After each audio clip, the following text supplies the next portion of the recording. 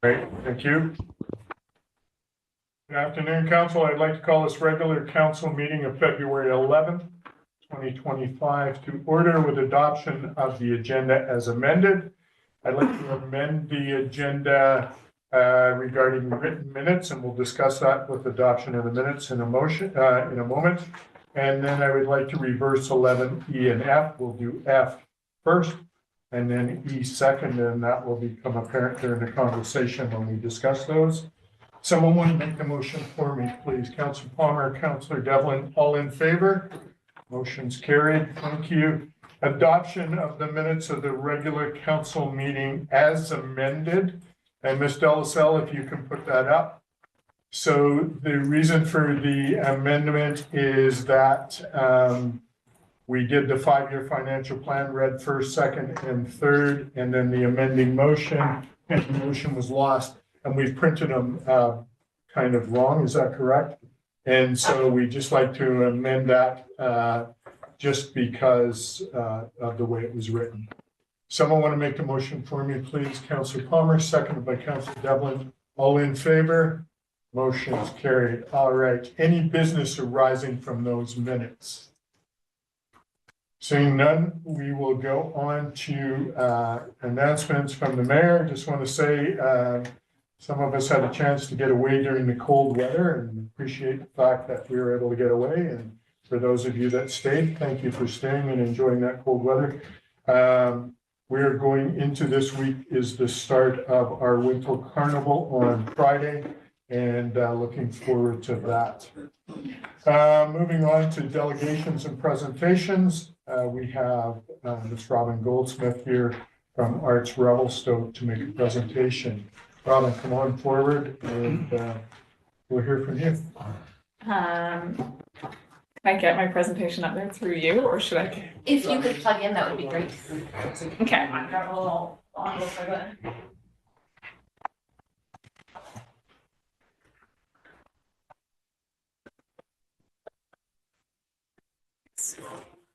Something in his tech support.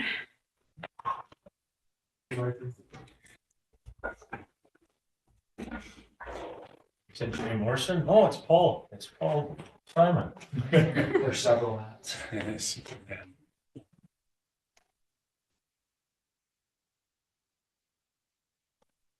Oh, there we go. That was surprisingly easy. Good afternoon, Mayor and Council. I think you all know me, but I'm back wearing a different hat. So I started as the executive director with Arts Revelstoke on November 4th of last year. So I've been in the position just about 3 months and really hit the ground running. So Arts Revelstoke, I know you're all familiar with our work, but just as a primer, we've been in operation for just about 30 years in the current iteration, although in existence in the community in various other capacities for a long time. Our mission is that Arts Revelstoke supports and presents diverse arts and cultural programming for the benefit of the community. And so just to distinguish us from the Visual Arts Center and other organizations, our focus really is on performing arts and community animation. So at the moment, we are running on a crew of myself as the only full-time staff, the executive director. We have Nora Hughes, who's our program producer and has been with the organization for about 3 years. And while his picture is not very well represented, our tech coordinator, Liam Kennedy, is here with us today. And he started with us last year at Revy Live Outside, supporting tech, and then has come on to support our programming throughout the fall and winter, and is hopefully staying with us forever, right, Liam? Yeah, good confirmation. So just some additional personnel. We have Lisa Moore is on contract with us as our Indigenous liaison. And then we have Emily Carlson, who works with the studio and in other capacities as the community dance coordinator, which is kind of a cool position. We work with the Dance West Network, who are a Western Canada-based group who program dance in rural communities. And so Emily's actually working on the variety show that's coming up as part of the Winter Carnival, and that's under her contract as the community dance coordinator. Our board, we've got Carolyn and Carol, our stalwart co-chairs. Goldie is our treasurer, Ben Clark, Aaron England, Kyra Sklar, Lisa Sear, Jody Harold, Michael O'Farrell, and JP Lord as directors. And I think some of them are coming today, but maybe they didn't expect us to be on so quick, so hopefully they make it. And then, of course, we have Councillor Orlando as our council rep.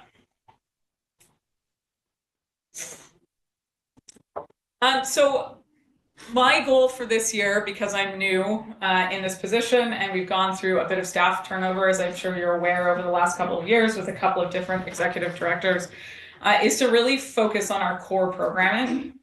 So we have 3 key programmings.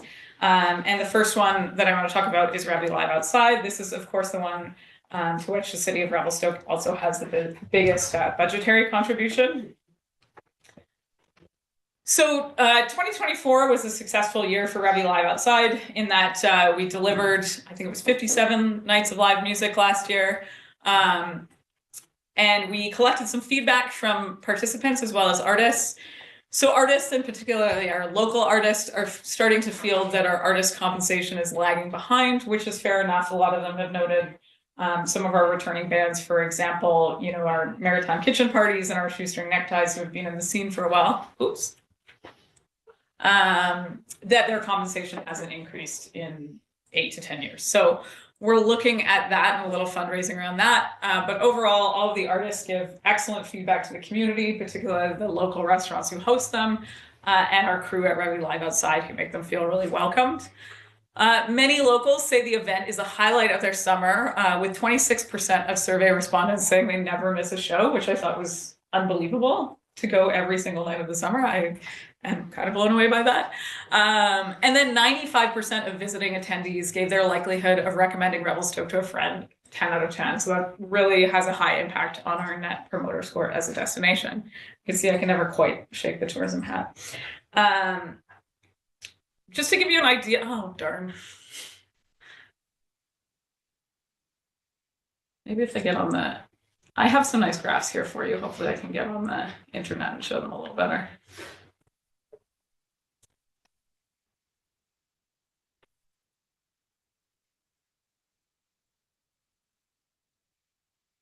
Well, that's what they look like. We could share your presentation if it's a problem. I think this might work. There we go. So just to give you an idea, this represents a total budget of about $109,000 for last year. So that budget is coming partially from Canada Summer Jobs, from the city of Revelstoke. Donations represent a small portion, and then we of course have an RMI contribution and some hefty funding income coming in from Tourism Revelstoke.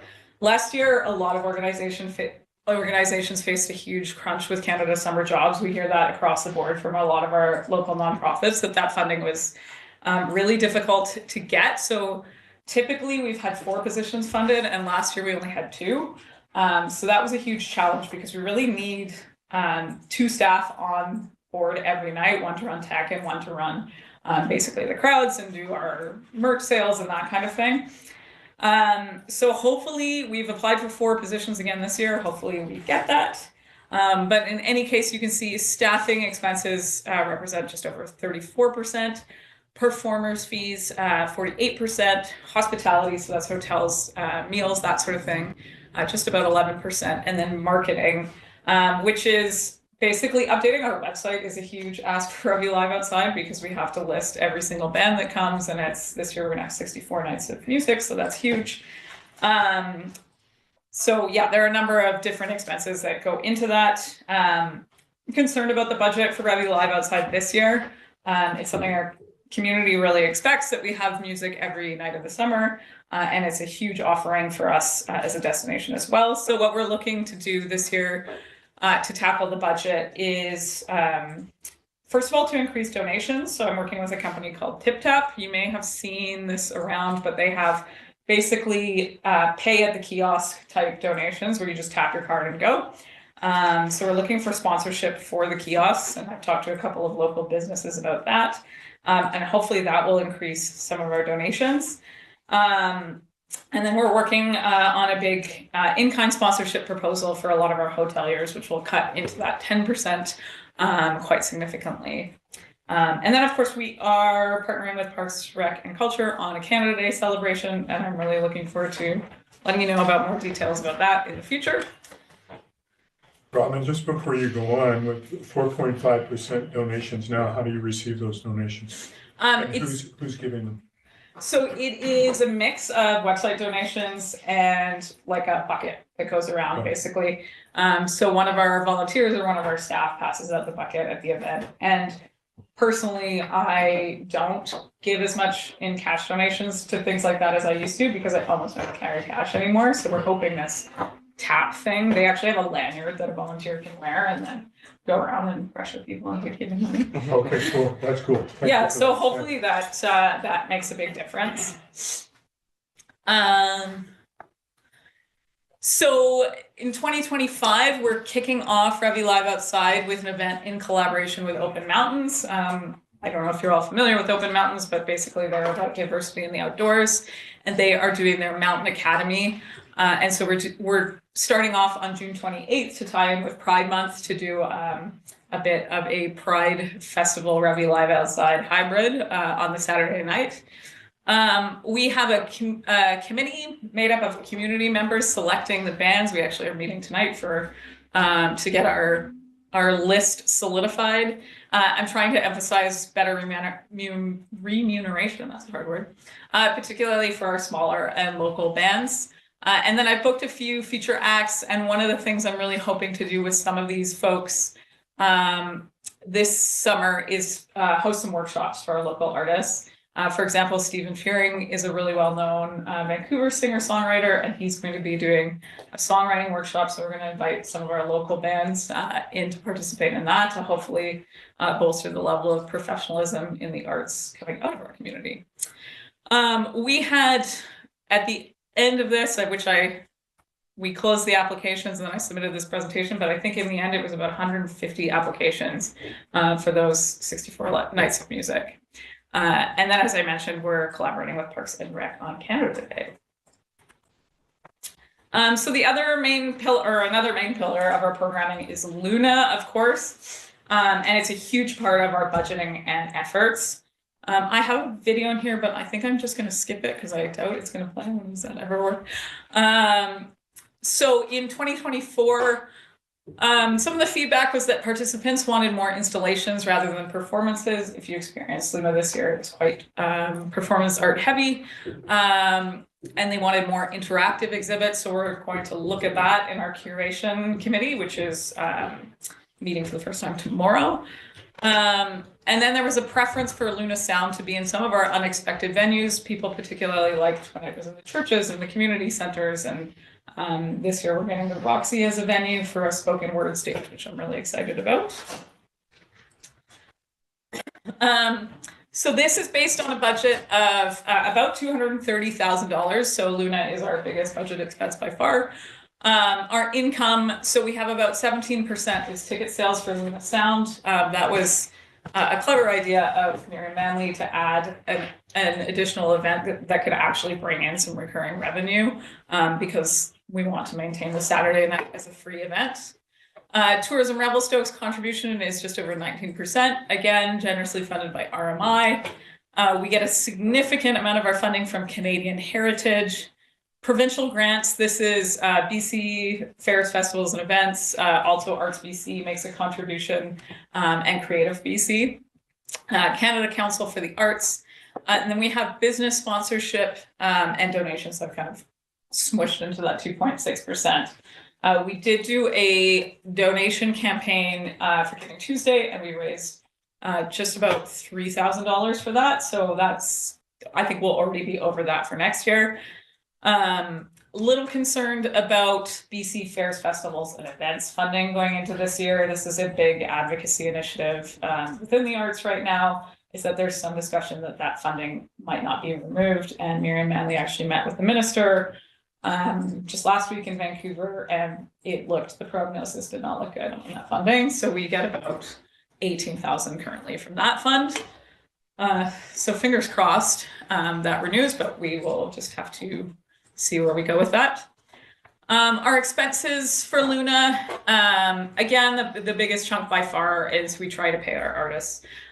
fair compensation. So for Luna Arts fees last year, it was just about 27%. And then for Luna Sound for the bands, 21.5%. Tech is a significant expense. We need a really high level and professional delivery of Luna for both the Luna Sound and Luna Arts events. So all the lighting, all the sound, setting up the big stage right downtown requires a pretty high level of professionalism. So we bring in New Horizon Productions out of Salmon Arm. Hospitality, again, a significant expense, but we are very fortunate that the Regent helps us out a lot there and supports accommodation for our artists. And then staffing, we bring on a few extra staff for Luna to run and manage volunteers.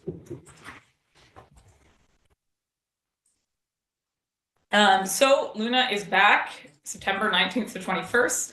The theme is Disguise and Transformation. So this is around masks and sort of the ways in which we disguise ourselves. We had Miriam curating this year. The theme has been really popular and we've seen a lot of engagement. We actually have over 80 applications, which is really exciting. So we're doing 4 stages for Luna Sound this year with a spoken word stage. One of the goals, we're adding an extra stage. We want to expand the number of people who can access Luna Sound because that allows us to sell more tickets, which allows us to bring in more revenue to support the festival overall. We're looking to bring back a fulsome and immersive Luna Arts experience for the community. And the Luna Sunday has taken on a few different themes over the years. This year we're doing Luniversity, mostly because I really liked the pun. But we are going to be bringing in workshops for the community. So it'll be an immersive family experience, but also something for adults and for aspiring or professional artists to participate. So we have a number of local businesses getting on board with that, like the Studio and Fable Books. We're really excited to participate. Finally, the Revelstoke Performing Arts Center and our programming there is another major pillar in what we offer. And again, we receive a $10,000 contribution from the city. So the performance series is still in progress for this year. We had a sellout performance for Bear Grease, which was really outstanding if anyone got the opportunity to go. Sort of an Indigenous take on Grease, and they are aiming to head for Broadway, so I feel like we were lucky to get them at this point in their arc. And then we had Throw, which was a really contemporary and interesting dance number, and that came very close to selling out, so that was exciting because it pushes the edge of the kind of programming we usually offer in Revelstoke. Rentals of the space continue to be popular, and they are supporting our operations. Of course, there is an ongoing challenge for us of operating in the school. You know, as a nonprofit, we and a smaller group, I think we have some issues with the school being a larger operation, and they have all of their rules and operate under the school district. So we're working with them. We have an outdated MOU and no real contract in place, which creates challenges in terms of just what the expectations are around space rentals, around space use. And we're hoping to work towards a better arrangement and gain some clarity and an understanding that when we are using the Performing Arts Center, it is operating as a performing arts center and not as a school, so that we can create a better atmosphere around the performances and around what we're offering to the community. So again, just an overall budget picture. This is a budget of approximately $100,000. This is one area where I believe our contributions are fairly secure, so that's good. We don't rely on the fairs, festivals, and events programming here. So the $10,000 from the city represents just about 10%. Ticket sales coming close to half of what we do. We get contributions from the Canada Council for the Arts, from BC Live, and from Canadian Heritage as well. We have very minor donations for the performance series.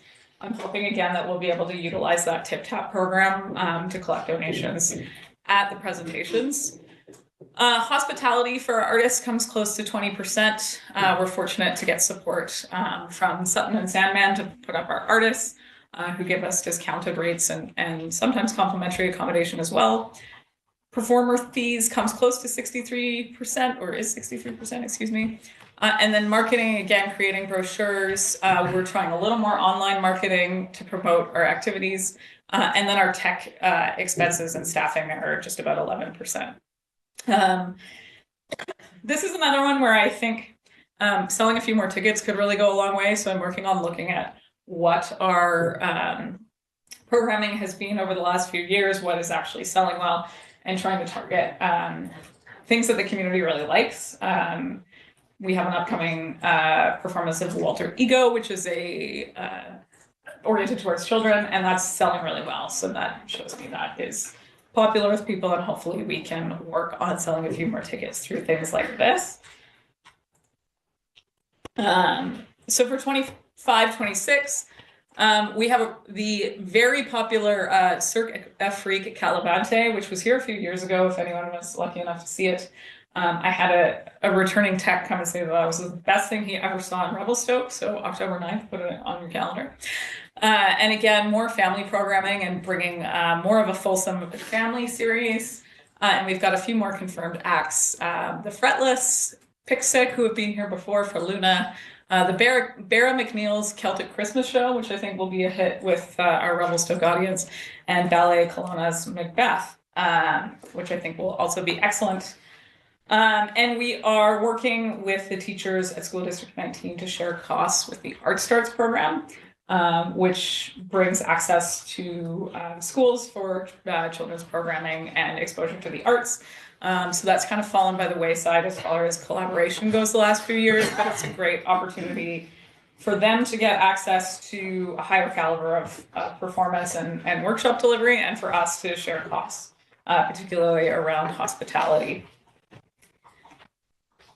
So overall, the focus for 2025, looking at increased collaboration with the Revelstoke Visual Arts Center. I think for a lot of our community, it's very confusing that there are two arts organizations doing different things. And so we're trying to work together to share a little bit with our resources and our volunteers in particular. So we just hosted a really successful collaborative volunteer event and had all of the volunteers from the Visual Arts Center come to our Sigile Sidare show in January, which was excellent.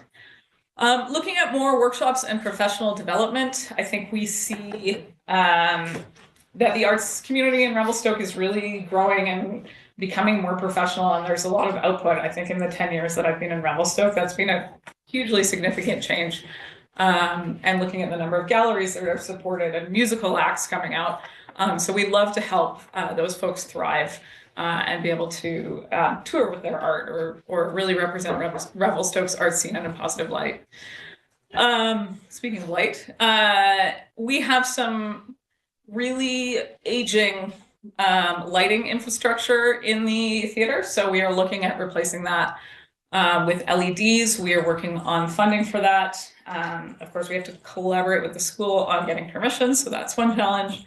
But there are quite a few grants available because this is an environmental initiative to transition from traditional lighting fixtures to LEDs. So that should be a really positive thing to work on together. We'd like to do another art gallery this year and have targeted some funding around Truth and Reconciliation Day. So we are looking at a $10,000 fund from Canadian Heritage that would hopefully allow us to develop a mural, and we've got a couple spaces identified for that. I'd like to work on refurbishing the lobby area at the Performing Arts Center. I mentioned that about having a little bit more of an experience that feels like a theater experience when we're in the Performing Arts Center. And then we're really excited to be working with Ryan and Kat and Community Economic Development and other cultural groups on getting towards our cultural plan under the OCP. So that's something I'm really excited about. And really the only ask from council there is that we just continue to engage and support that work. So that's everything for me, just an update, the annual update really. And if anyone has any questions, I'd be happy to answer them. Council, any questions or comments? Councilor Alana? Yeah, through the chair. Thanks so much, Robin. Thanks to you and the staff and the great board for all the work that you do. It's really excellent updates with a good overview of what's happening. I know you guys also have a request for council this meeting later on, so council will be able to discuss that when that comes up. I just wanted to, I guess, more for an update for council or something that is ongoing, specifically in the interface between the city and Arts Revelstoke, is that last point there on planning. There's been meetings going on between board members, Carolyn and staff. So can you sort of update on a little bit more on that specific sort of cultural planning file and what the roadmap is ahead in terms of Arts Revelstoke in the city and what you're going to be looking for through that process? Yeah, absolutely. Mhm. I think first of all, it's important in this cultural planning piece to recognize that Arts Revelstoke is certainly not the only organization that this will affect or is participating. So this is happening under the OCP, but really is about the arts and culture sector as a whole, which includes us, but also the Revelstoke Visual Arts Center, the many museums, and other cultural groups. So we have so far had a few meetings with economic development around the funding that we have so far, which is about $50,000. Is that right? Yeah. I wanted to make sure I didn't misspeak there. And really developing a plan to start by gathering some data to inform where we want to go with that plan. So we've had a few meetings around whether we would take that funding and just start leveraging it right away to work on something larger, or whether it might be a better approach to break it off into chunks. And so we are planning on taking that approach. And first of all, gathering some data about what the economic and social benefits of the arts in Revelstoke are, what that looks like, how many people are employed, what kind of economic impact that has overall. Gathering some of that data so that we can work towards then creating a plan out of something that's well informed and work from a baseline rather than trying to take off a huge chunk right away. And I think that'll create something that's usable for all of the organizations, particularly when we go to grant writing. Like I think, I'm new to the arts sector, and I'm really amazed, having come from recreation, at how much this is like a federal and provincial grant reliant sector. And the more we can show data and show the impact of what we do, the more likely we are to successfully get grants for Revelstoke. So I think that'll be really useful across the board. And then we'll look at bringing in a more fulsome cultural planning piece as we move into 2026. Brief follow-up, Councillor Lando, before I go to Councillor Cherry. Through the chair, no, that was a great answer. It's great to hear an update. It's something that is on city plans or city strategic planning to work on these projects. And yeah, I think it's going to have exciting payoff, and especially to add to Robin's comment there about how effective this organization is in accessing federal, provincial, regional arts-related funding. As you can see from the budget, it's a big chunk of it, and in order for municipalities, communities like ours to access that, we need great organizations like Arts Revelstoke to be there to make the applications and follow through. So again, thanks to all the hard work from board and staff for making it happen. Councillor Cherry. Ourselves, I just wanted to point out a small error. The third last slide that we have on our council agenda is actually different than the one that was presented. I was just hoping that this could be updated so that the public has access to this as well. Absolutely. I may have sent in a previous version just with the budget numbers a little bit different. So I'll make sure that you have the most recent version. Okay. All right. Any other comments or questions from council? Councillor Plummer. Thank you, Mayor Souls. Yeah, thank you, Robin. Exciting to have you in this role in the community and seeing how your input in making our community better. So thank you very much for stepping up. I have a question regarding the Performing Arts Center. So that was established over 15 years ago, I believe. It was a great community initiative. So there was the performing arts people, there was a school district, there was lots of leaders in the community, and the city was involved with that as well. So it was this great success story, and we continue on that success from those people that were involved at that time. So the question I have for you, is there anything as far as that relationship with the school district that the city can help facilitate or encourage to get that, get away from the MOU, getting into a true agreement? Is there anything that you would like? And if you don't have an answer, it might be something that you. No, that's a great question. And thanks for asking it, because it's a tricky relationship. And I know, well, Carol Palladino is here and she was part of that initial effort. And I think it was a real success story. And then as these things go, as things change hands, the relationship changes. And it's not to say that it's a negative relationship, but there's a little bit of, I would say, a power imbalance, I think would be fair to say, because it is within the school's operations. And so that, causes us to have, we're basically playing by their rules, which is fair enough. They've got student concerns and health and safety and everything that they have to deal with. I think it would be really great to have a city representative come to the table as we discuss that going forward with School District 19, just so we can get back to what the intention was around that space and to understand, because the city was involved at the beginning, what the intention is as far as that goes as a community space. And I think there's a lot of enthusiasm, particularly from the teachers who operate in that space, to see that sort of be restored as a community space. And it's just navigating that through the various personnel at the school district. So I think it would be really helpful to have a representative from the city there to reemphasize the importance of that space as a cultural asset for the community. You have Councillor Orlando, who is your council representative. You can invite him to that meeting. And if there's other councillors that would like to join you, as long as the school board was okay with that, then that can be done as well. Excellent. Okay. It could also be helpful to have a representative from Parks Rec and Culture, excuse me. Just given that is kind of our connection to city staff as well, but that You can have that discretion. conversation listed not open. Any other comments, Councillor Orlando? You have something else before we? Yeah, I'd be happy to. Robin and I have talked about that. This conversation was sat down at City Hall a few weeks ago, and that was one of the topics moving forward. It has been a longstanding a longstanding goal to get a sort of a new agreement as they go along. So happy to work with that, and I agree with Robin that it would be good to have staff there.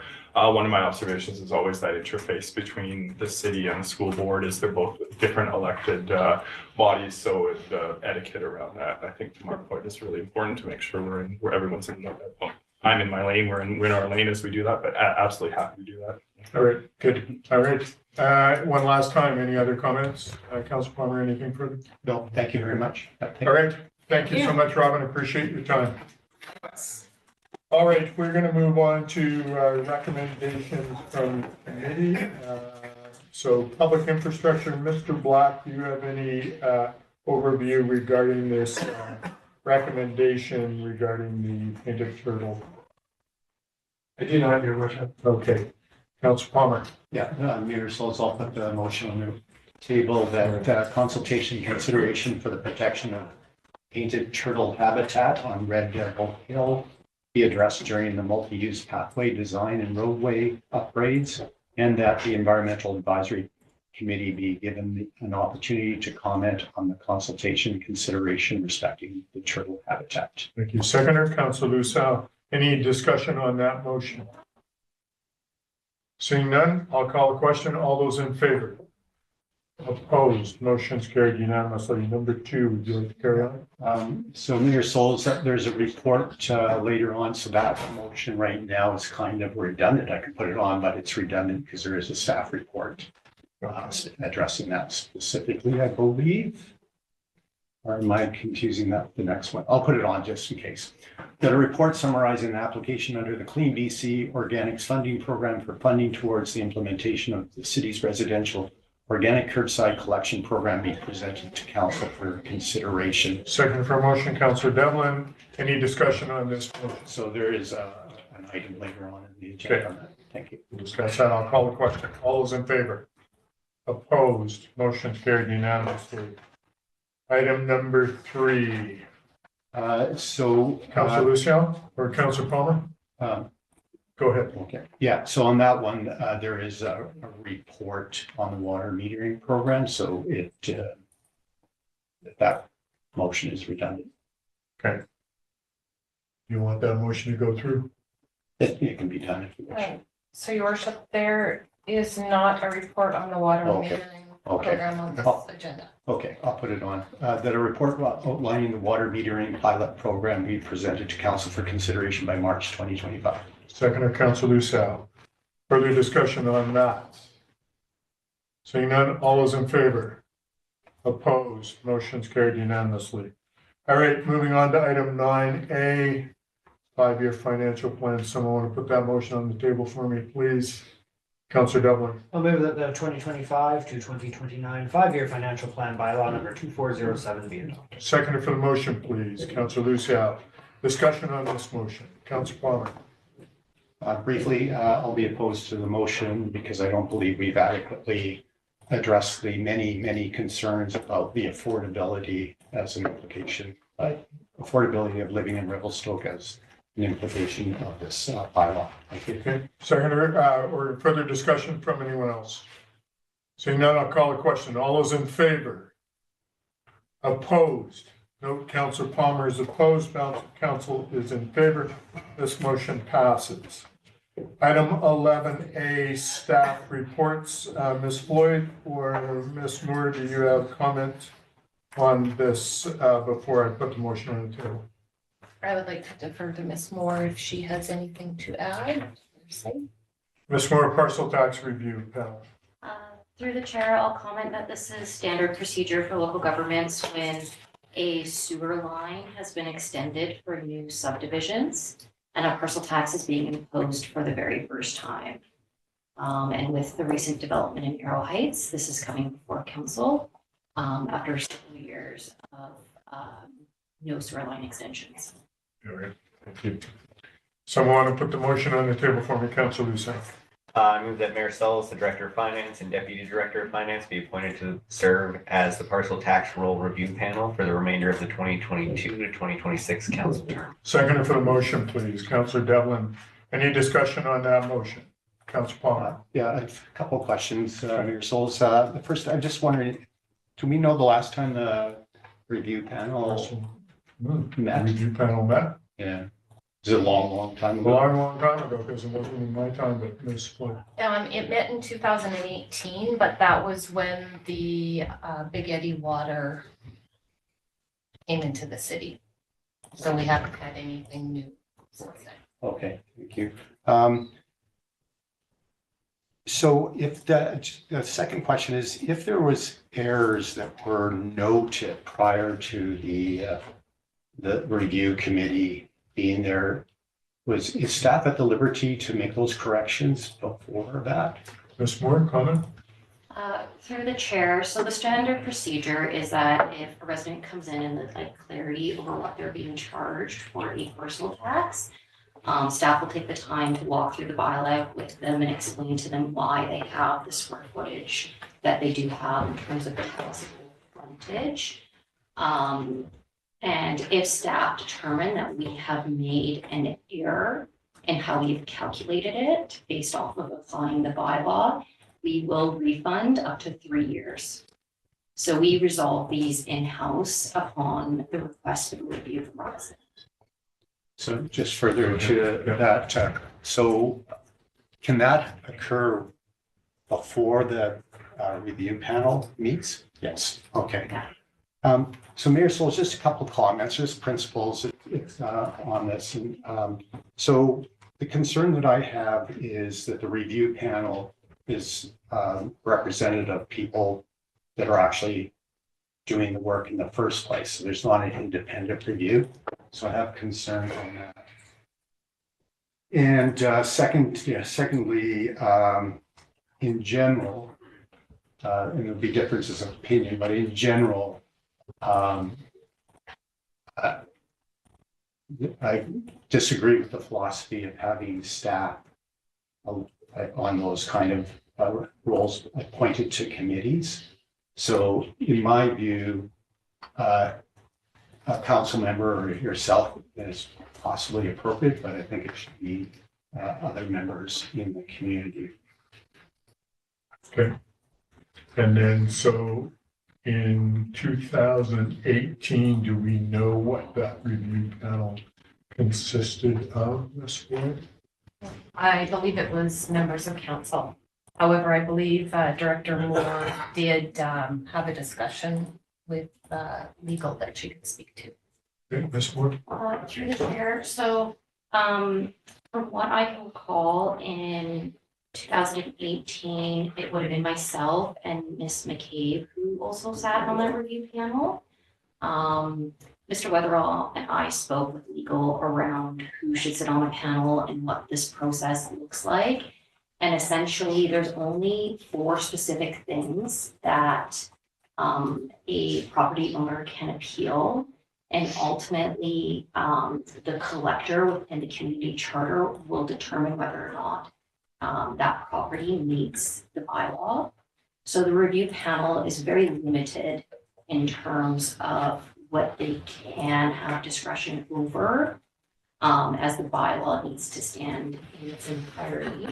And on a day-to-day basis, if staff have any issues with applying the bylaw, or we're continuing to receive questions from a community member, it will be escalated to either myself or Mr. Weatherall as the collector within the community charter to give a final correspondence. Further comment? Yeah, and just for clarity, this is, I'm not questioning at all the integrity of staff or anything. It's a appropriate process in the division of duties. And that's why I was just trying to understand if the corrections can be done, meaningful corrections. I guess this raises another question, and it is, what does the review panel have discretion over for if there was complaints? What would be an example of something they could actually do other than identifying an error? Through the chair, so pursuant to section 205 of the community charter, the Parcel Tax Review Panel hears complaints from persons from an error or omission respecting a name, address on the parcel tax roll, an error or omission respecting the inclusion of a property, an error or omission respecting the taxable area or the taxable frontage of a parcel. An exemption has been improperly allowed or disallowed. So this is what the applicants or the property owners can appeal. However, in terms of determining what is a taxable area or taxable frontage, this is where the community charter speaks to the collector. When speaking with some other communities directly about how they process this, they very rarely actually go to review panel because within their finance department, they resolve any appeals or questions prior to the review panel date. So Mayor Souls, it seems to me it would be better and protect staff as well if it wasn't staff on the review committee. There's all these other processes and checks and balances that are there. So is there an option at this time to consider other members to be on that committee? So I'm going to go back to staff with that question only because we have such a hard time finding volunteers to come out for anything else. But so from legislation perspective, Ms. Floyd or Ms. Moore, do you want to weigh in on that? Mr. Parliament, sorry. You have your hand up and I'm ignoring. Sure. I've given this a lot of thought. I'm going to couch my comments based on experience. I definitely believe you have to have staff there because they know the file and they know the accounts. The issue here is that we have a bylaw that needs a little tweaking. But based on my participation on 2 parcel tax review panels, one was in Summerland, where you have a large agricultural area and you have water and sewer, and the sewer specified area and the non-specified area. That was a very active panel that it did include members at large. I do remember sitting on that, dealing with some tough issues 20 years ago. And the other one was on the island, same case where you had an agricultural community and the parcel tax review panel would typically deal with water and sewer frontage and charges. So I'm used to, based on my experience, having an apolitical view. And I do agree with Councilor Palmer that maybe we should have someone from the public to just offer fairness to the discussion. At the end of the day, we staff have to make sure that the legislation is protected, the bylaw is proper. And if we have to tweak the bylaw, we seek legal opinion and only council can change the bylaw. But it did bring some semblance of balance to have some members at large, especially when you're considering a farming community and you're dealing with utilities. In the case of someone, we placed a couple of farmers on the panel because they know that world. Now, Revelstoke's different. And it's very different. I wouldn't say we're an agricultural community, but we certainly have some ALR lands. So I tend to agree with what Councillor Palmer is saying here, based just on my experience. Each community is different. We haven't had a meeting. We haven't had a panel review for the last 6-7 years. It's been a while, but it does offer some a different perspective to have members at large who are familiar with this world. Or if they're not, they just bring some balance into the discussion. So that's my comment. So can we amend this motion to add to community members, and then that's to be determined by volunteers? How does that process work, Ms. Floyd? Your worship, we could go out to the public. However, with the timeline that's been set, we would have to adjust the parcel roll, the review panel date that has tentatively been scheduled for April 10th. So if we could find volunteers before the end of February, do we need to change that April 10th? Likely not. We would have to bring the volunteers forward to council to have a resolution to appoint them, but it is doable.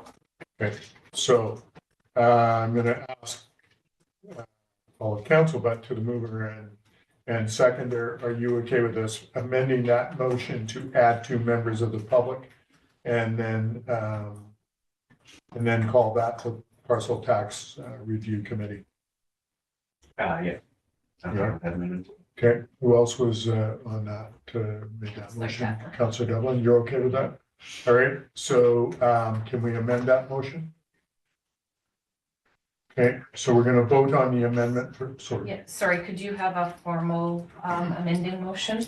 Mayor Sauls, the Director of Finance, Deputy Director of Finance, and 2 members of the public be appointed to serve as the parcel tax roll review panel for the remainder of the 2022-2026 council term. Sorry, your worship, can we just have an amending motion where 2 members of the public are included on the parcel tax, and then you could call the question as amended? Okay. So I need a mover and a seconder. For the amendment? Yes, please. Okay. Councillor Lucio, Councillor Devlin are moving the amendment. So we're going to vote on the amendment first. Yes. Okay. All those in favor of the amendment? Opposed? No, motion is carried. Now on the original motion, I'll call the question. All those in favor? Opposed? No, motion is carried. Thank you. That clears mud? Sure is. Yes. Number 2, can somebody make that motion from Councillor Lucet? I move that the parcel tax roll review panel be scheduled for Thursday, April 10th, 2024 at 5 p.m. in council chambers, and that written notice to owners and registered charge holders of parcels liable to be charged the parcel tax respecting the parcel tax roll review panel to consider complaints related to the authentication of the roll be provided in accordance with legislation, and that advance notice be published indicating the time and place of the panel sitting in accordance with section 94 of the community charter. Second for the motion, Councillor Palmer. And you want to speak to that? Yeah, I just have a question, Mayor Souls, through to staff on the timelines. Just sort of wondering if that's a little tight or not, and would they prefer to see that April 10th, a little bit, maybe 2 weeks later, or is this work for their program? So I'm going to ask Ms. Moore for comment on that. Am I putting you in an awkward situation for April 10th? Through the chair, we do need to advertise a minimum of 14 days prior to anyone who's had a new parcel tax that will be imposed on their property this year and added to their tax notice. In terms of the timeline, it could get close in the sense that we require the oath prior to finalizing property tax notices and sending them out the door in May, printing and sending them out the door for the next June. Therefore, if the review panel is up in the air in terms of who's sitting on it, and that is not finalized by the beginning of March, it could put us in an awkward position. So further to Councillor Palmer, I'll let Councillor Palmer speak to it, but further to his comment, would that be better? So Councillor Palmer. Yeah, we'd like to amend the motion to April 24th, 2025, rather than 2024. Is that okay with you as well? Yes. So Councillor Lucio, Councillor Palmer, you both made the initial motion. You're now amending that motion. Yeah, amending motion, so I'm moving the amendment. Okay. Okay, so you're going to move the amendment. You want to second the amendment? Yeah. Okay. So we'll now call a question on the amendment. And just for clarification, it's April 24th, 2025. Thanks for that. All those in favor of the amendment? Opposed? Motion's carried. And now the original motion. Councillor Orlando. Your worship, yeah, just because we might conclude the conversation, I think it would be worthwhile, if possible, to, for communications purposes at this point, to just have a real layperson explanation of why we are doing this. It's fairly technical in this explanation, why we are doing this and why we are doing this now.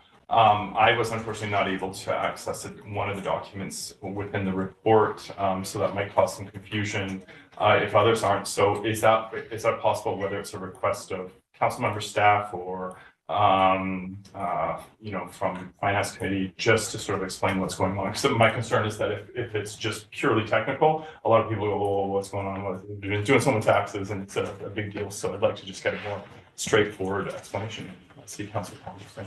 Councillor Palmer, go ahead. I'll give an attempt at that.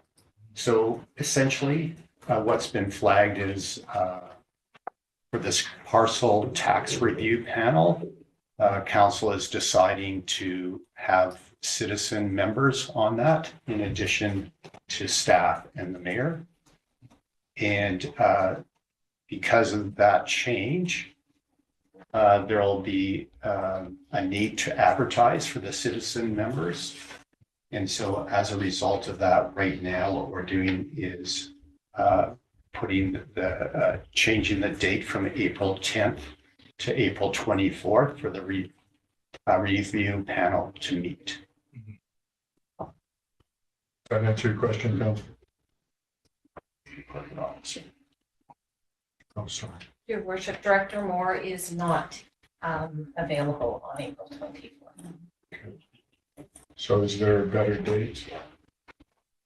Councillor Palmer? I'd be happy, we passed that already, but if you want to rescind the amending motion and then that change motion to a date that's convenient for Ms. Moore. Okay, so let's rescind that motion and then pick a date that's convenient for Ms. Moore. It's pretty technical, but I'll put the motion to rescind the amending motion.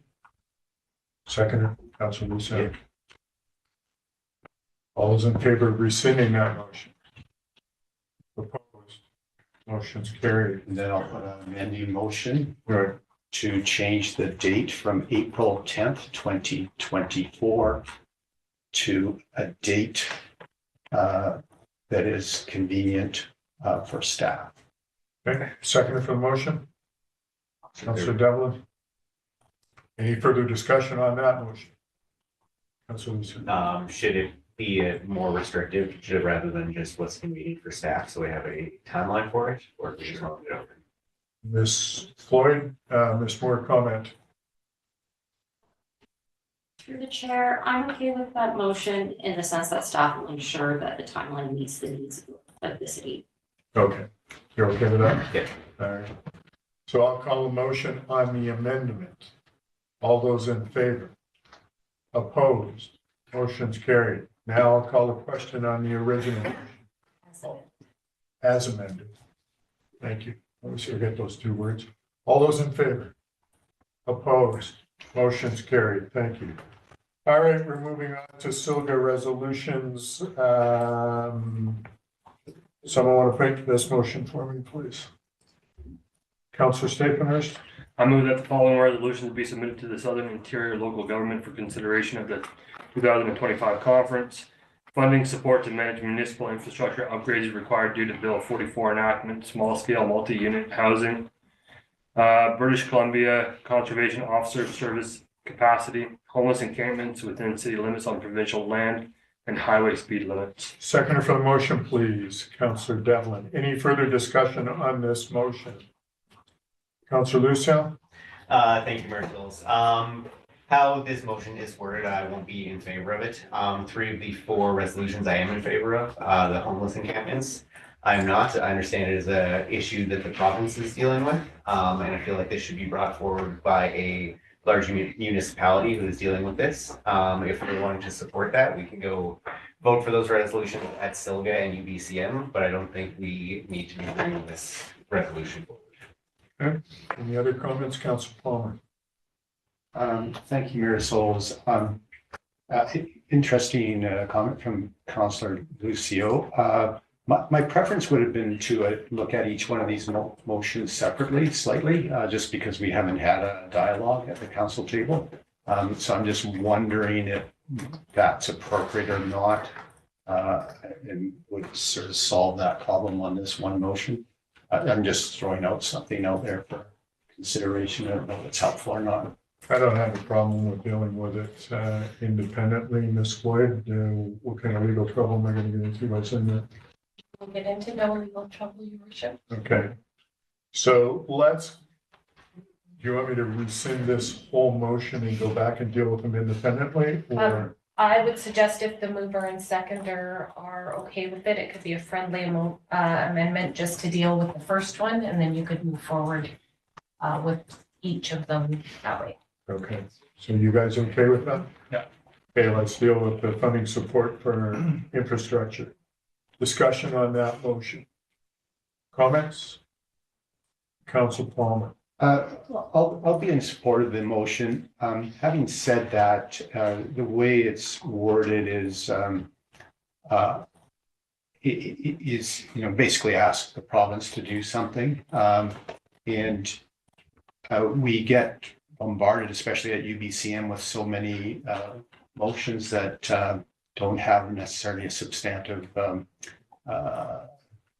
ask to the province as to how they're doing it. I think this will be an easy answer when I look at that. So that's my comment, but I will be in favor. And I would like to acknowledge, I think this Councillor Staplenhurst did a lot of the legwork on these motions, so I certainly appreciate that, and that we're in a better process than we were last year. So that's just sort of general comments, but I'll be supportive of it as it is.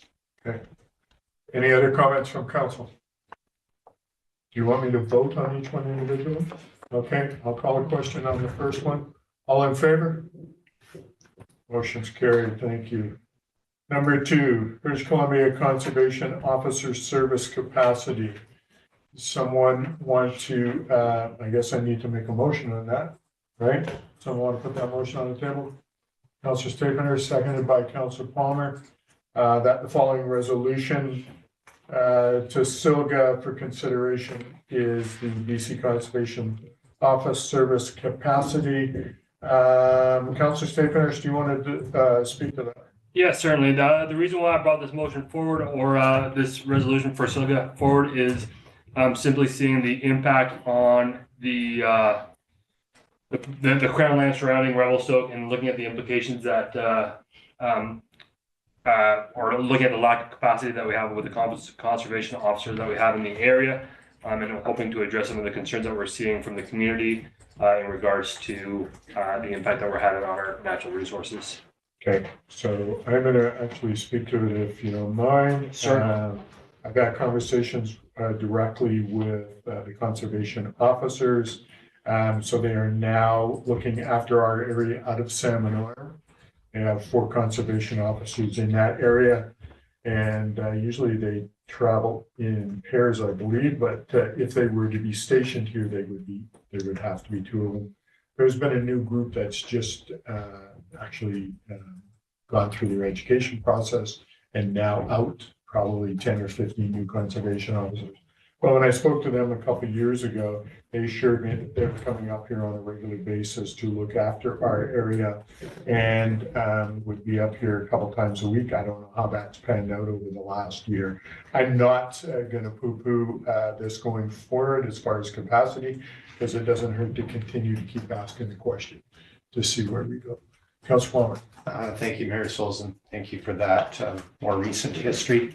As we see from the resolution, this has come before UBC in 1992, 1996, 2003, 2010, 2012, 2015, 2016, 17, 18, and on and it goes. Right. And I think this will be generally supported by certainly rural communities that are underserved by conservation officers. I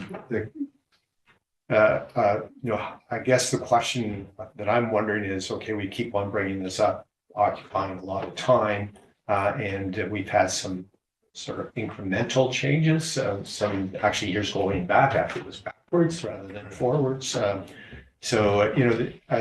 How we, as one community and, joining with other communities, working with our MLA, it might be getting that voice through those channels rather than through this sort of barrage of resolutions. But I'll be in support of the motion as it's quick. So. Well, thanks for your comment as well, and I agree with you. I think we work through our MLA and our MPs and that sort of thing to deal with these sorts of things. But because this is our BC conservation officer, our MLA is the person that we need to go through. However, I think going forward, it's good. Councillor Orlando. Thank you through the chair. Really quick, Revelstoke, this table, council has lobbied for this many times, as it's evidence here. I'm supportive of that ever since we lost our Revelstoke-based conservation officer. I understand the BC Conservation Officer Service's desire to have pairs of conservation officers working together for safety. I do feel, I guess speaking directly to provincial government, that we can support having 2 officers here, and it would be a very unifying thing, I think, in the community's mind, bringing a lot of community members together. I've, for example, spent some time on the Rod and Gun Club board and do hunt. And that's one community that's supportive of this. So there's a lot of other community groups, environmental groups who are supportive of having this together to have better regulation. And I think it's a win. And I'm surprised we are still lobbying for this date. I would hope the provincial government will consider it. Great, appreciate that. Any other comments from council? Seeing none, all those in favor? Opposed? Motion's carried unanimously. Thank you. And I am seeing you online, Councillor Cherry, as you vote, so thank you for that.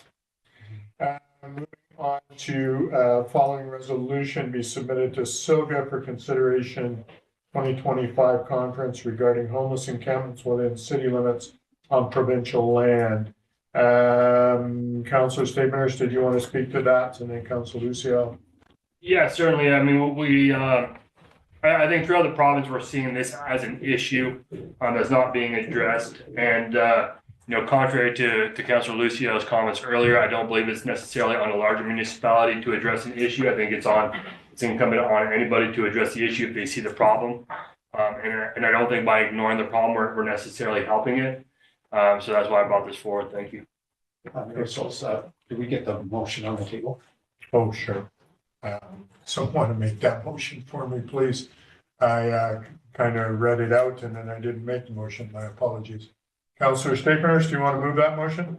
I move that the homeless encampments within city limits on provincial land be submitted to the Southern Interior Local Government for consideration at the 2025 conference. Second for the motion, please. Councillor Palmer.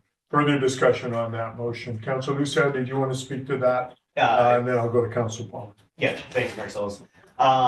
Yes, I won't be in support of this. I understand that the province is dealing with this.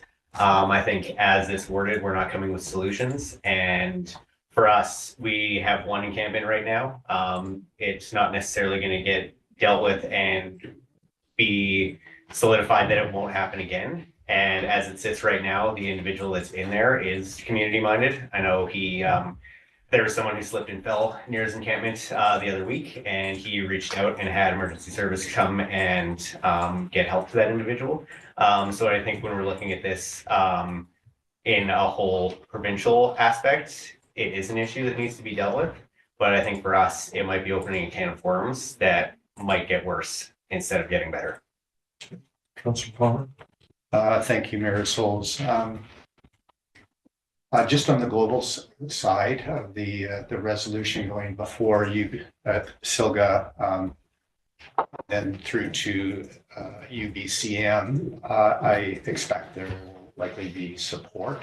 I actually would be surprised if there isn't other similar motions coming from other communities. And I don't remember if there has been others. I suspect there has been, but it's a growing problem in many municipalities and hitting others much greater. So we see an increase, for example, if you go through Vernon in the ditches and stuff. And I think of considerable concern to many communities. With respect to the sort of current approach in society of just sort of letting these things happen, I would concur with Councillor Staples that we aren't helping or making it worse. There's other reasons. If we look at our example, we have lots of resources here. And so we, I think, are arguably putting people at more risk. And we've seen that with the safe drug and injection points. And I know this won't be popular or with some people, will with others, but we're creating a monster problem and by ignoring real things that needs to be addressed. There'll be an interesting conversation at SILGA and at UBCM. I think will be one of the major themes that we're dealing with. Thank you. I don't disagree with what I saw yesterday as I drove back from the coast and I am in Vernon once a week and see what's going on there. And I think that conversation will come up both at SILGA and UBCM. Any other comments from council? Councillor Devlin. Yeah, I'm a little bit on the fence about this one because I do agree with Councillor Lucia in the sense of our specific situation not being an issue I would like to see resolved. I think that I'm in no support of displacing said person, but as the resolution is worded, it seems to be more general in that the Modi should be respecting municipal bylaws when dealing with these things, and I think that is generally a good position for Modi to have. So yeah, I'm probably not going to support this just because it is specific to Revelstoke, but I do think that perhaps if it came over SILGA in different communities, I might have a different point of view. All right. Any other comments from council? Seeing none, I'll call a question. All those in favor of this motion? Opposed? Note that Councillor Lucia, Devlin, and Orlando are in opposition. Balance of council is in favor. This motion passes. Going on to highway speed limits. Does someone want to make a motion regarding that, please? Councillor Devlin? Sorry, I clicked the wrong button here. To the agenda. I will move that the highway speed limits resolution be submitted to the Southern Interior Local Government for consideration at the 2025 conference. Seconder for the motion, Councillor Staples. Discussion on the motion, Councillor Staples. Yeah, thank you. We've heard from numerous parties up in that utilize our highways for their daily commute into the city, namely Johnson Heights and others. The concerns regarding safety on our highways is a huge concern, and I don't think it's one that should be addressed just via development permit and people wishing to build up there. So that was why I brought this forward. Okay, further discussion? Councillor Palmer. Oh, and then Councillor Cherry. Councillor Palmer first, please. Thank you, Mayor Sills. Yeah, so I'll be in support of the motion as it's written.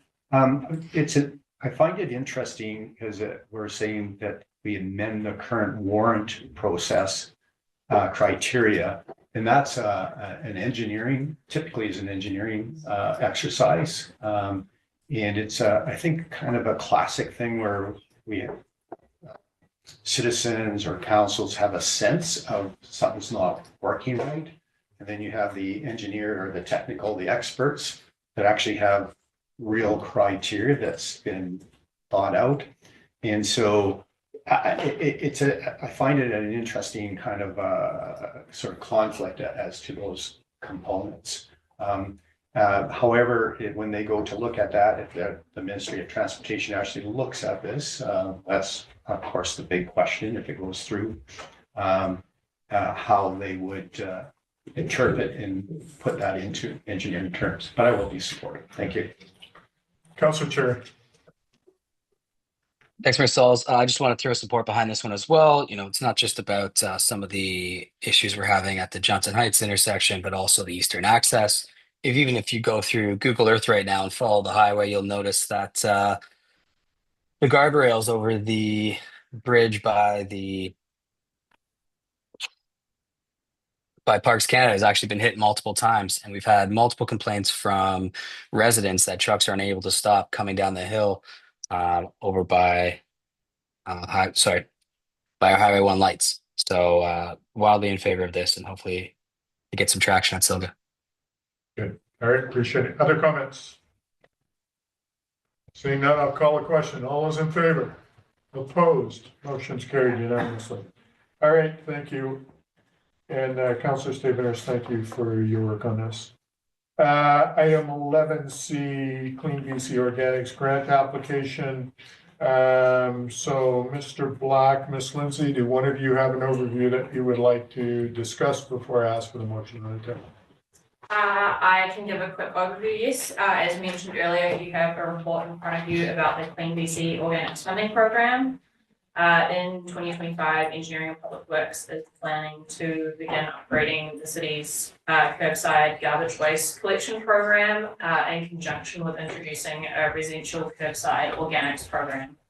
The Clean BC funding grant provides funding for the residential organics collection portion of this only. And so between engineering and finance, we've been preparing a grant application for that. So we're here today with the motions in front of you for support and help. Good, thank you, Ms. Lindsay. Councillor Palmer? I'll put the motion on the table that an application be submitted under the Clean BC Organics Funding Program to support the implementation of the city's residential organics curbside collection program, and that 1/3 of the ineligible costs and coverages of the project be committed from the General Capital Reserve, Greening City's Carbon Tax Offset Reserves, and Growing Communities Fund, and that the city be responsible for maintaining and operating the residential organics curbside collection program until March 31st, 2037. Councillor Lucio, you're seconding? Yep. Discussion on the motion, Councillor Palmer. I think it's a fairly straightforward in general, and thanks for staff for finding other funding opportunities. In general, this organics program, which incredibly at Revelstokes in the dark ages as far as getting that going, and finally we, with Mr. Black and his team, are moving ahead to finally get that organics curbside collection program through and finding funding sources. Thank you. Yeah, a lot of work just to find the funding sources, and I appreciate that, Ms. Lindsay. Thank you for that. Any other comments from council? Seeing none, I'll call the question. All those in favor? Opposed? Motion's carried unanimously. Going to move on to item 11D, Multipurpose Facility Advisory Committee Terms of Reference Term Update. Somebody want to put the motion on the table, or Councillor Chari? Go ahead. I move that the term for the Multipurpose Facility Advisory Committee be expanded to December 2025 or upon council's approval of the design concept, whichever occurs first, and that terms of the existing members be extended to align with the terms of reference. Okay, second for the motion, Councillor Staples. Discussion on the motion. Any concerns or questions? Seeing none, I'll call the question. All those in favor? Opposed? Motion's carried unanimously. Going to move on to item 11F, road naming application. So planning, do you have any overview of road naming application for Lacken Lane before I ask for a motion or discussion? To your worship, I think that we have item 11E for Pickwick Court before Lacken Lane. Yeah, but at when I amended the Oh, motion, sorry. or amended the agenda to amend that. No comments from staff. Okay. Councilor Palmer. Mayor Stokes, I'm going to put a motion on the table. I do hope that someone will second it so that we can have a bit more discussion. I'm going to move that the request for the naming of Lacken Lane be referred to the Heritage Commission and APC. Seconder for the motion, please, Councilor Orlando. Discussion on the motion. You have a comment, Councilor. Yes, thank you, and thank you, Councilor Orlando, for seconding the motion.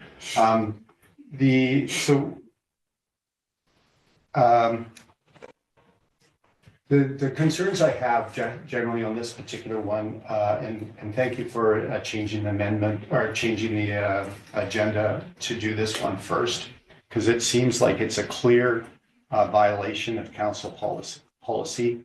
I am not seeing in any way the tie of this Irish name of a remote location in Ireland having any kind of connection directly other than in perhaps some individuals' mind. We do have a policy, and I think maybe what happened is, and that was part of that we've got away from that policy by some naming that we did before. And I think we need to really, consider our policy and make sure that we're following those policies or amend those policies if they're not appropriate.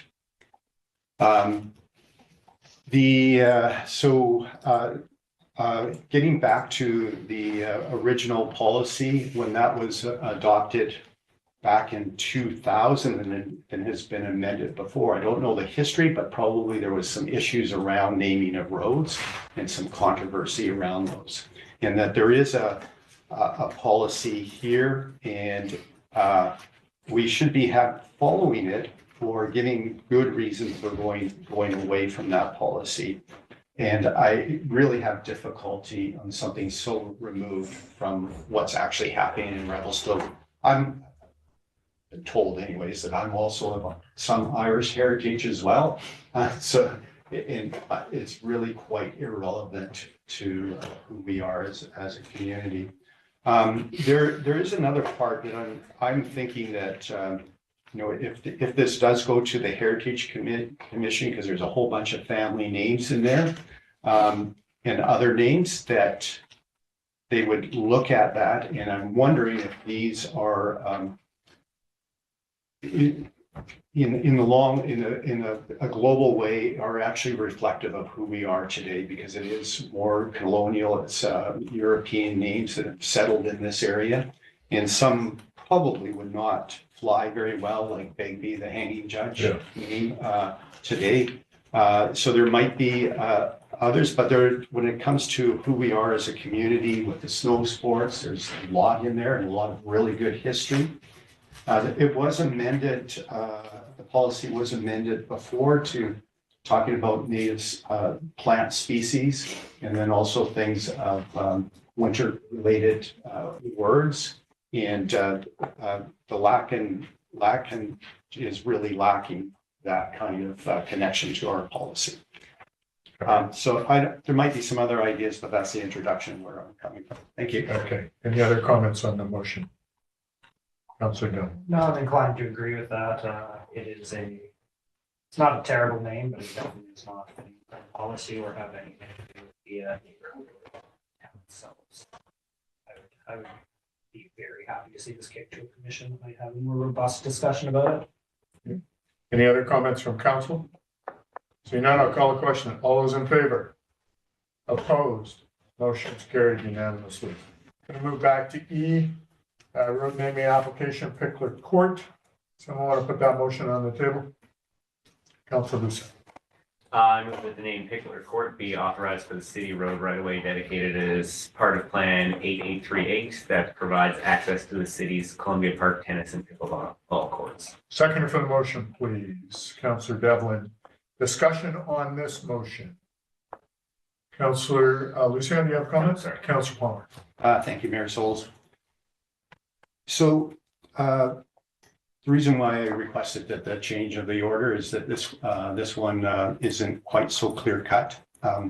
Again, for the most part, it's a little bit of a stretch to say that it's actually following the policy, but it is about our community. I do appreciate wherever it's coming from, staff or whatever, the playfulness of Pickler. So despite it, the other one lacking sort of that connection, that I like that playfulness. So there's a part of me that wants to support. I don't think there's an urgency, and this could also potentially be referred at the same time to those committees for, because if we get that kind of endorsement from those committees or commissions, I think it would help with my decision making. So I'm toying with the idea of a referral to the APC and Heritage Commission as well. I don't know what others' thoughts are. I'm supportive of Pickler Court. Yeah, I think it's a playful thing. It's a short. Didn't realize that we actually had a name of that road, and maybe we didn't have a name of that road other than callback. So I'm supportive of this as well. Any other comments from council? Councilor Devlin. Yeah, I would actually, in the interest of fairness and consistency, I would like to see it kicked to the same commissions as the other, though I don't have nearly as much of an issue with this name. I just think that rather than pick and choose, if we're going to utilize those commissions, then maybe we should utilize the commissions fairly and equitably across the board. That's just my thoughts on that. Okay, so is there an appetite to amend that, and you need to discuss with the mover in a second? I'll move that this motion be referred to the APC and Heritage Commission. Okay, seconder for that motion, Councilor Devlin. Discussion on the motion. Councilor Orlando. Yeah, sure. It just came out now. Sorry for not reviewing earlier, but it just crossed my mind. Is the process normally, because we have a naming policy for it, council to be referred to committee in the back, or is there a process whereby they would automatically review applications ahead of time? Ms. Floyd, any comment, or Mr. Simon comment? Through your worship, council is the decision maker as per the policy. Okay. Councilor Mayor Souls through to Councilor Orlando and all of council. It's a question that I looked at as well. Okay. Yeah. And I think the policy definitely needs some significant changes. And in my mind, it would be much better if there was an other committee entity, so we're not occupying our council time with all of these relatively minor but still important decision making. So if we had that, if these were coming from a committee, then it would make our job a lot easier. And of course we have our new governance committee, so this might be one that will be addressed. All right, I'm going to call the question on the Councilor Orlando. Just to be clear, call the question to refer it to the Heritage Committee. Yeah. Okay. And the APC. And the APC. All right. So on the amendment to send this to Heritage and APC, all those in favor? Opposed? Councilor Cherry, note he is opposed. Balance of council is in favor. This motion passes, and we'll move on to correspondence. Arts Revelstoke support request letter. It's in your package. They're asking for some funding. Councilor Orlando, as you sit on that committee, do you have any comments? Yes. So yeah, in the letter, there's three specific requests for support. There was some discussion ahead of the meeting about how to proceed with that, whether we could do that now or that would need a referral. Just double checking on that. Is that something that is going to require to be decided the next meeting, or is this something we can put forward? Go to the next meeting? Ideally, it would be the next meeting. Okay, so yeah, so in that point, I'm not sure if any other action is needed other than what is the process to get this request ahead of the meeting. And the reason being was there was a that was explained in internal emails amongst council members, is that because there was a delegation, there's a specific policy that says we're not meant to act on delegation requests at that meeting. It needs to go to the next meeting for consideration. So as a suggestion that we refer this letter to the next meeting where it can be considered, would that be adequate to consider it then? Ms. Floyd, you okay with that? Mhm. So you want to make that motion? I would like to make that motion. Yeah, to refer Councilor this- Lucia is going to second that motion? Yeah. Any further discussion on the motion? Seeing none, all is in favor?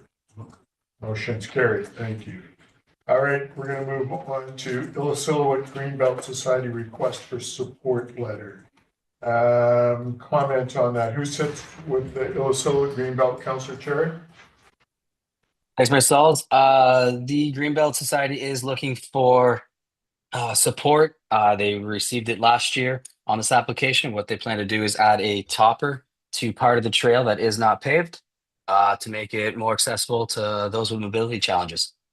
This was supported previously, and we're hoping to get support from it again. Awesome. Thank you for that comment. So we need a motion, or there is a motion, pardon me. Do you want to put that motion on the table, Councilor Cherry? Happy to. I move that a letter of support be provided to the Illecillewaet Greenbelt Society for inclusion with their Outdoor Research Council grant application. Seconder for the motion, Councilor Staples. Any further discussion on the motion? Councilor Palmer. Mayor Souls, I'd just like to hear from the engineer if there's any sort of concerns or regarding, this is talking about asphalt on trails, so. It's not talking about asphalt. Oh, it's not? Oh, okay. No, it's just flattening out the trail, adding some compact gravel to it. No asphalt at all. It's just to make it wider and flat and not be on the side of a steep bank.